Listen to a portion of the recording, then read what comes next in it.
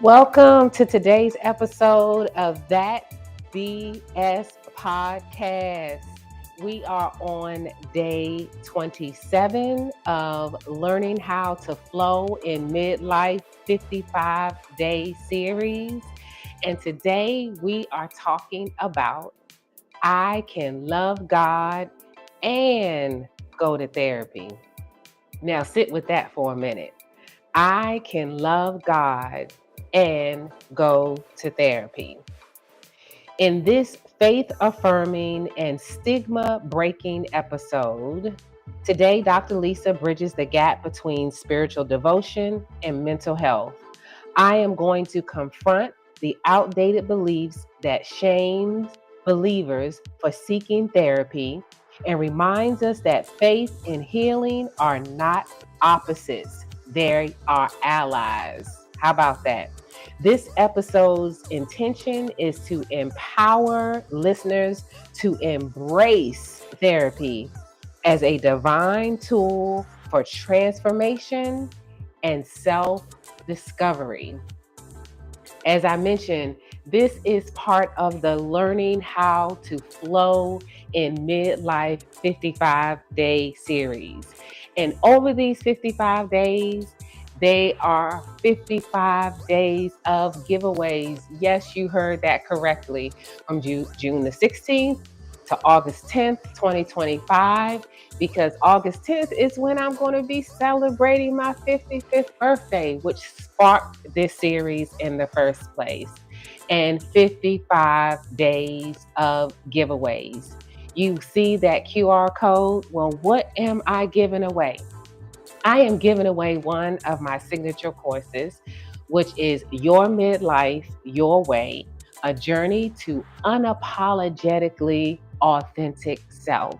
And since this is day 27, I'm giving away lesson 27, which is Believe in Yourself.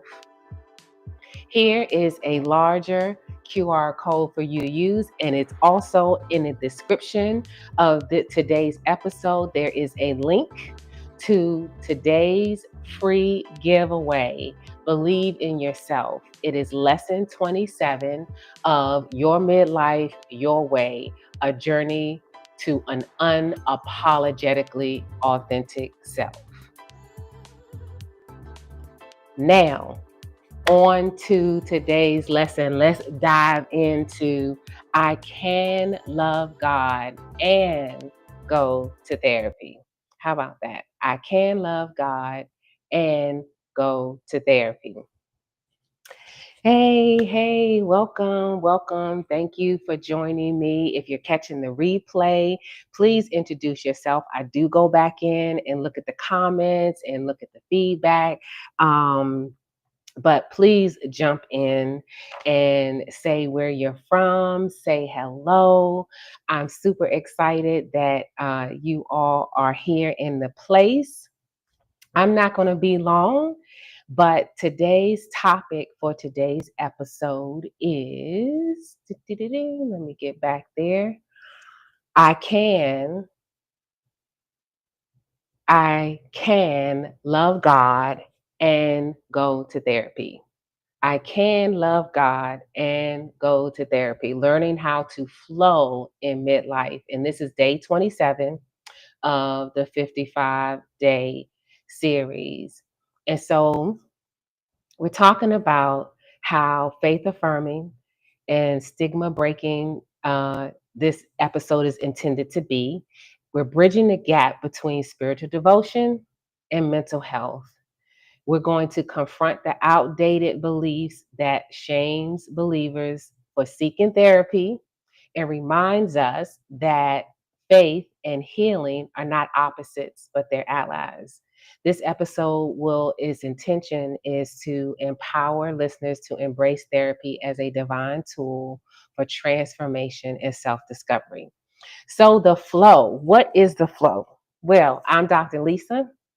I am the belief system boss, and I work with women and men too who are in midlife and in the midst of a transition. I am there transitioning from, I call it the center office, right? The room with a view to the next stage of life. And I was looking for, how to do that because I'm not ready to sit at home. This next chapter or next book of my life, I am jumping in with both feet. And I wanted to take you on a journey because I figured there are other women who are like me as well, trying to figure out what is next for them and how to flow in that. And flow is an acronym. Y'all know I love acronyms. It is a framework that I have created. F for face the unbelief, L for let go of the lie, O for own your story, and W for win at your next chapter. I'm going to be delivering daily truth, storytelling, and soul work that challenge us to confront what keeps us small and reclaim the life that fits us now at this stage of our journey. Each episode is just a little bite sized breakthrough to help us rise, heal, and disrupt our belief system one day at a time. And there's a giveaway, and I'll get to that toward the end. So, in thinking about the topic that I can love God and go to therapy, how we face the unbelief is acknowledging the internal conflict between faith and therapy. I believe it is Perry. I forget her first name, but she came out when she started preaching and teaching. She came out with T-shirts and things. I have a couple actually that say Jesus and therapy. The concept that in the faith community, those of us who have a spiritual practice, there was a season, and there's still some stigma, even though they talk about mental health in churches now, definitely more so than what they did when I was growing up, but there's still a little bit of stigma that going to therapy is some sort of an indication that we're not operating in faith, and nothing could be further from the truth. That is a belief system that needs to shift because I feel like the fact that we have faith, right? The evidence of things hoped for, the evidence, things hoped for, the evidence of things not seen is using whatever tools are necessary because faith without works are dead, right? That if we're believing that we want to be whole and healthy in our lives and our thought processes, in our emotions, in our mental and emotional health, then therapy is a tool in the toolbox along with our faith and our spirituality and our belief in God. Naming another unbelief, facing our unbelief, is naming the fear of judgment from spiritual circles. Because I still don't know that it is fully acceptable or comfortable in the spiritual space and in the Christian community of sharing with individuals that you go to therapy, and whether people still give you the sideways glance. I know I've gotten the sideways glance, but here's the irony though. But no sooner than I walk away or later on does somebody call me, send me a text message and said, I know you talked about therapy. I know you go to therapy. I've always been a firm believer in therapy, even when it wasn't popular.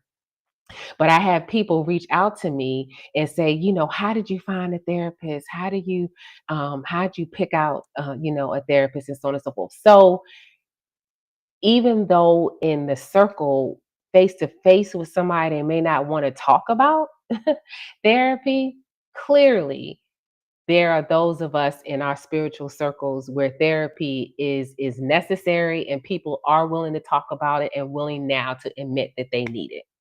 Another unbelief is confronting the belief that prayer alone should be enough. Come on, I'm just going to let you sit with that for a minute. I know you're saying to yourself, Lisa, wait a minute.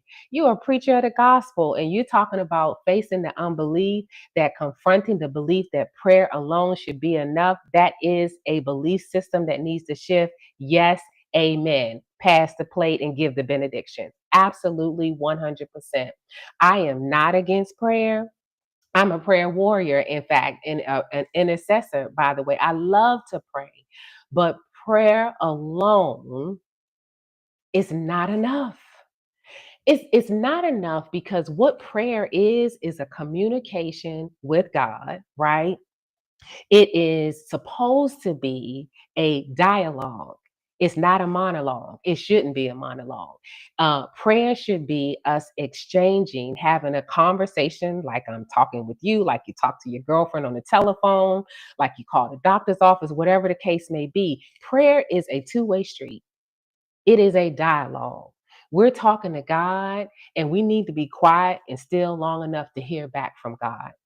And here, the reason why prayer alone is not enough is because if it's a monologue, we're doing it wrong. It being a dialogue, God is going to give us direction and instruction on who we need to be talking to, where we need to go, what our next steps are, right? So, prayer alone is not enough. Loving God and going to therapy is okay. Now, let's get into letting go of the lie. The L in flow in midlife, releasing the myth that therapy means weak faith. It does not mean weak faith. In fact, it means you have more than a mustard seed of faith. You realize that we need more in our toolkit. And we are not afraid to go and get it. There is a cliche that a good girlfriend of mine says all the time: a closed mouth don't get fed. How about that? A closed mouth doesn't get fed. Releasing the myth that therapy means weak faith and reversing that, letting that go and grabbing hold to the fact that going to therapy means actually strong faith. Letting go of the shame around needing emotional support. The times of having sleepless nights and crying all night long and all that, we all have instances and situations that come up where we can find ourselves in that position, but we don't have to stay there. We can get the emotional support that we need, and therapy is one of those ways by which we can get the emotional support that we need. Another way of letting go of the lie is dismantling toxic theology that glorifies suffering in silence. I'm gonna run that back for the people that may be in the back, couldn't hear me. Another way of letting go of the lie that it's possible that we can love God and go to therapy is dismantling toxic theology that glorifies suffering in silence. Suffering in silence is not godly.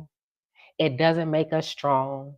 It doesn't make us great. No, speak out. Do you realize that a lot of abusive situations, relationships, friendships, environments, workplaces, church environments, the abuse is able to continue because nobody speaks out? Healing doesn't happen if we don't speak out. We have to stomp out glorifying silence. There is nothing good about being silent.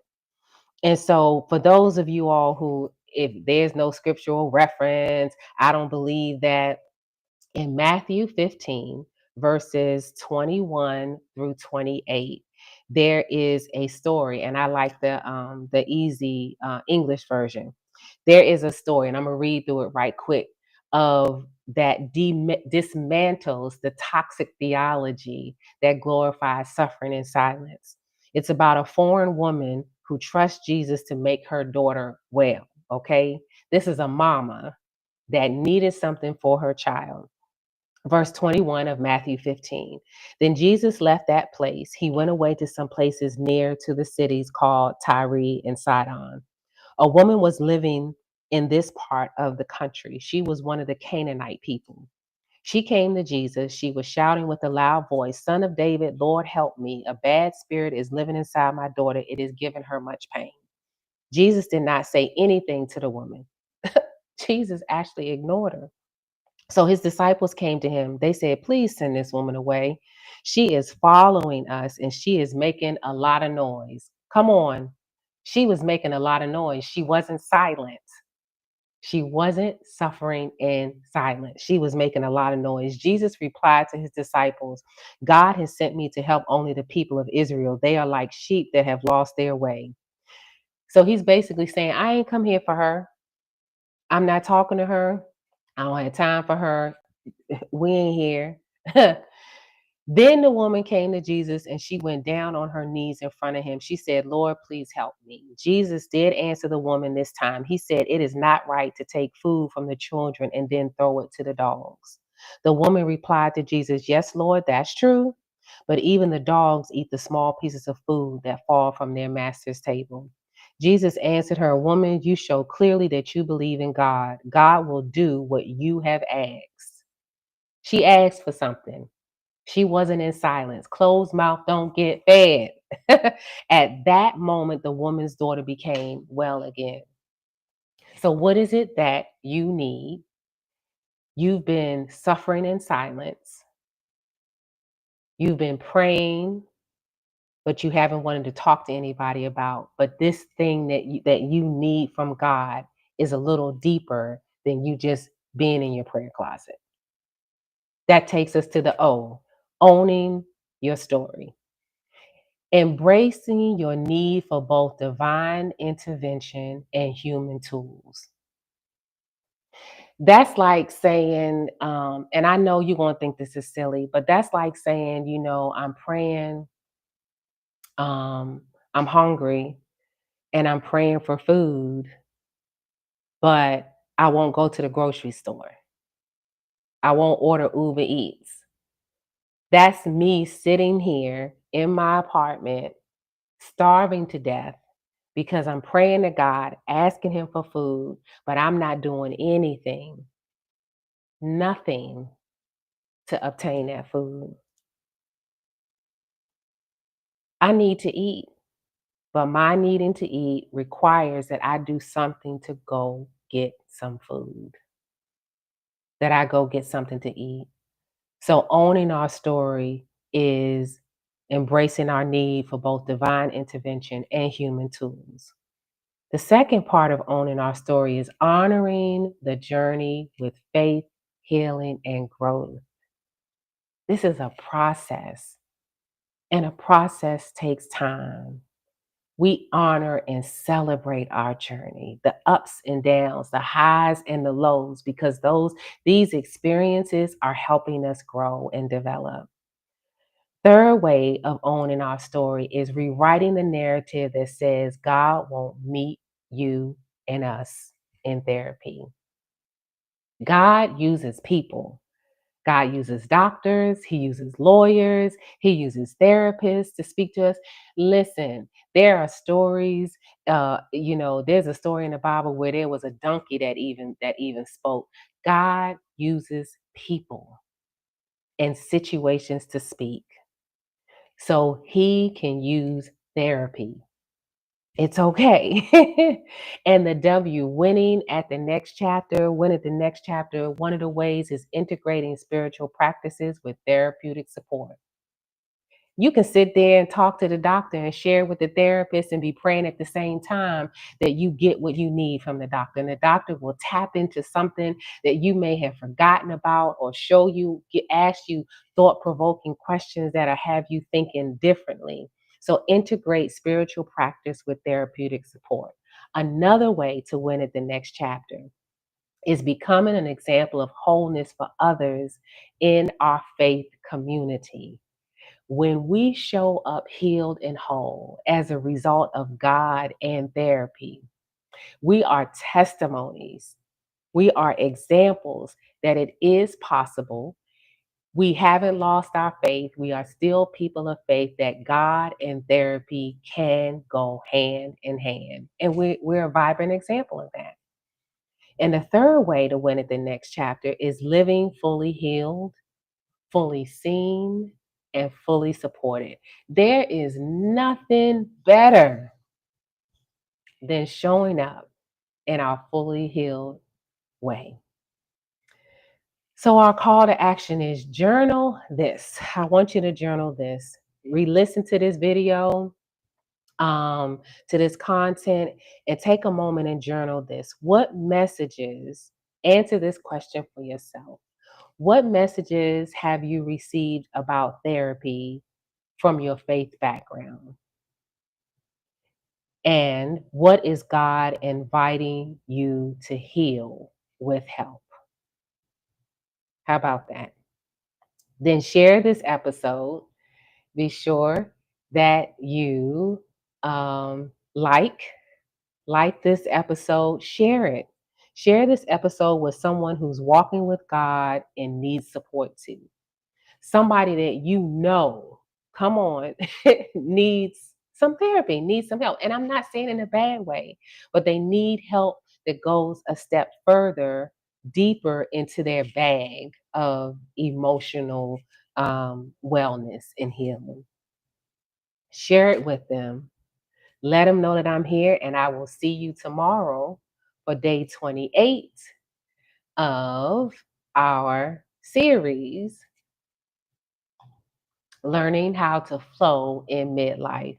Remember, this is the 55-day series with 55 days of giveaways, and this is what I'm doing for my birthday. So make sure that you download lesson 27 of the Your Midlife Your Way, a journey to an unapologetically authentic self. The lesson is believe in yourself. And in the video description, there is the link there as well. If for some reason you're watching on a platform that you can't get to the QR code. And I look forward to seeing you on the next episode.